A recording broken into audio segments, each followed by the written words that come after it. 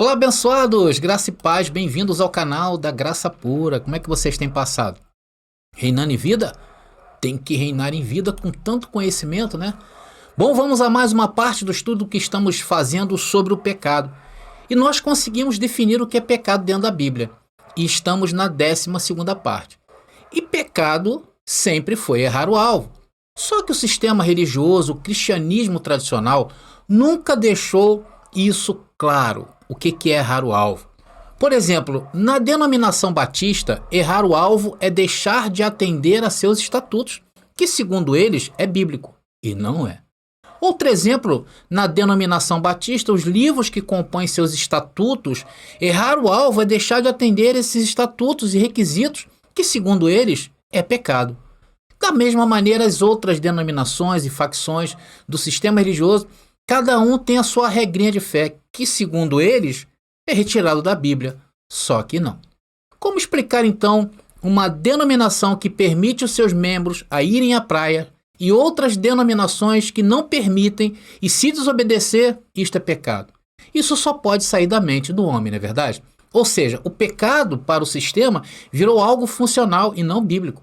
E é o que se passa pela cabeça do homem, e não o que a Bíblia diz. É o que Paulo disse aí mesmo em Romanos, né?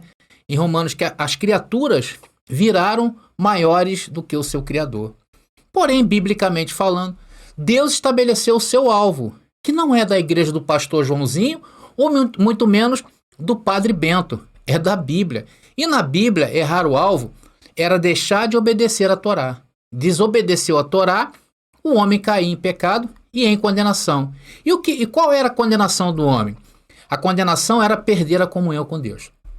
E detalhe, se hoje a lei estivesse de pé, atenção no que eu vou falar, se a lei hoje estivesse de pé, os gentios eram tão condenados que nem a lei nós poderíamos cumprir em toda a sua integralidade, ou seja, 100%.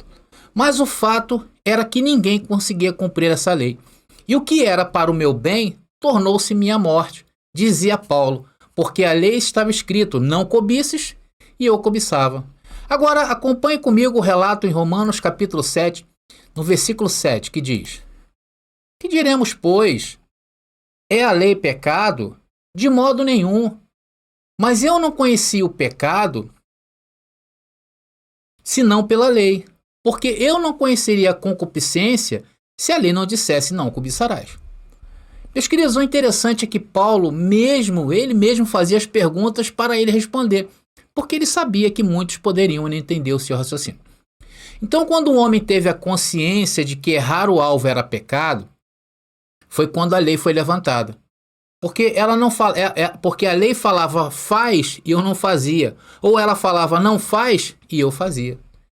Romanos capítulo 7, agora no versículo 8, acompanhe comigo aí, abençoado. Romanos capítulo 7, versículo 8 diz: Mas o pecado, tomando ocasião pelo mandamento, operou em mim toda a concupiscência, porquanto sem a lei estava morto o pecado.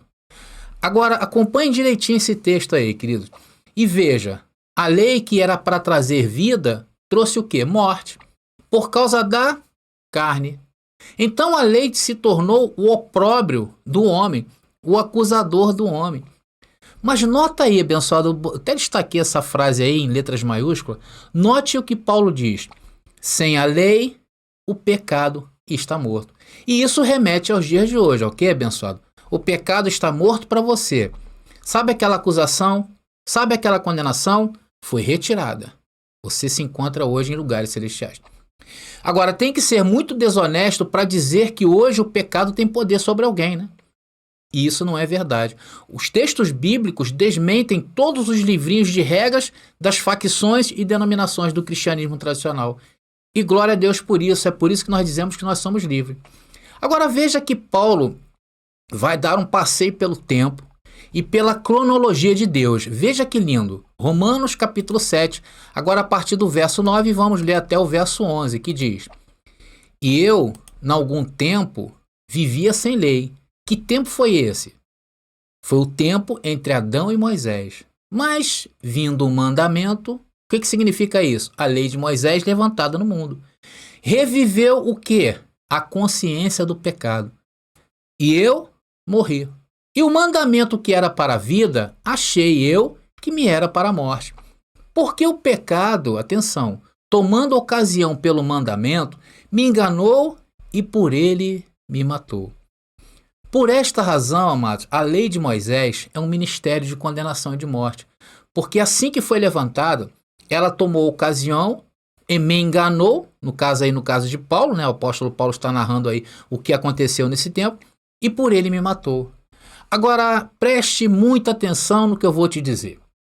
Paulo não escreveu isso para você nos dias de hoje.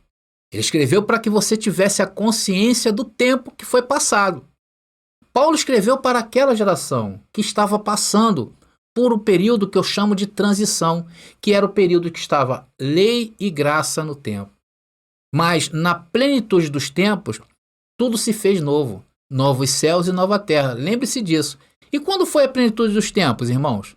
No ano 70 depois de Cristo. Por que no ano 70 depois de Cristo? Porque ali caiu o maior símbolo da lei, que foi o Templo de Jerusalém. Pegou o corte aí? E a lei, o seu objetivo era restituir a comunhão com Deus. Porém, não deu certo. Não pela lei, por causa da carne do homem. Não foi pela lei. Por isso que Paulo expressou isso aqui a respeito da lei. Olha, Romanos capítulo 7, versículo 12. Que maravilha, né? Paulo falou assim, a lei, e assim a lei é santa, e o mandamento santo, justo e bom. Porém, o problema passava a ser o homem, e não a lei. Mas, sem a lei, conforme Paulo disse, o pecado está morto. E o que é um morto para você, meu amigo? O que você entende por um morto?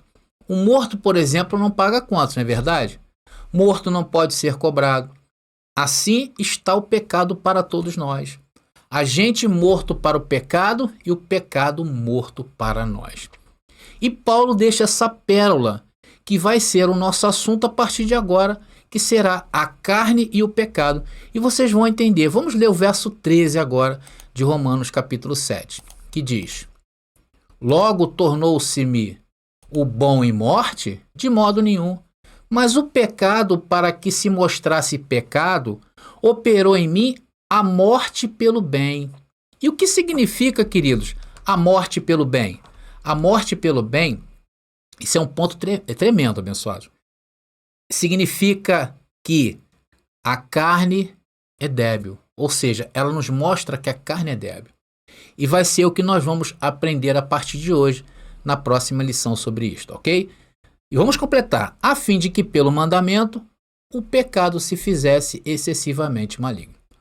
Então vocês estão notando que coisa incrível? A fim de que pelo mandamento, que era bom, santo e justo, o pecado se fizesse excessivamente maligno. Isso é a nossa carne.